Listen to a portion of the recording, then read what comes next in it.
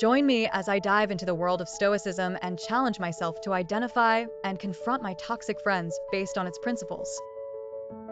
Stoicism is a philosophy that's been around for centuries, and it's rooted in the idea that individuals should focus on things within their control and accept things outside of their control with equanimity.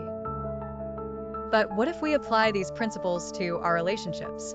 Can Stoicism reveal some hard truths about our toxic friends? Toxic friendships can be draining, stressful, and even emotionally abusive. They can make us feel like we're walking on eggshells, never knowing when the other person will lash out or turn on us. You might find yourself constantly apologizing or justifying yourself, even when you've done nothing wrong. These friendships can be so damaging that they can affect our self-esteem, our mental health, and even our physical well-being. Toxic friends often make us feel guilty for setting boundaries or saying no to their demands.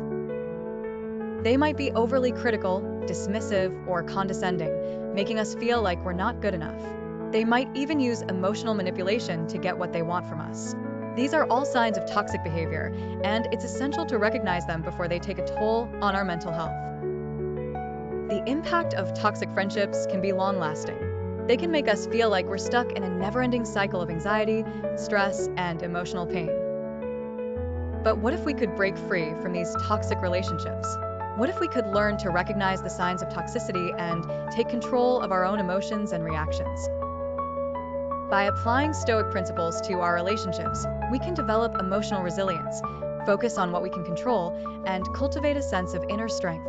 This means recognizing that we can't change our friends' behavior, but we can change how we respond to it. We can choose to maintain our own emotional well-being, even in the face of toxicity. At the heart of Stoicism is the idea of virtue. Virtue is about living in accordance with reason and treating others with kindness, compassion, and respect. When we prioritize virtue, we realize that we can't control how others behave, but we can control how we respond to them. This means being honest with ourselves about our own emotions and reactions, and taking responsibility for our own actions.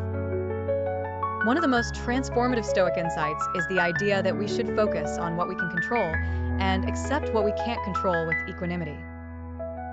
When we apply this principle to our relationships, we realize that we can't control our friends' behavior, but we can control how we respond to them. This means letting go of the need to change or fix others, and instead focusing on our own emotional well-being. This principle can be incredibly liberating.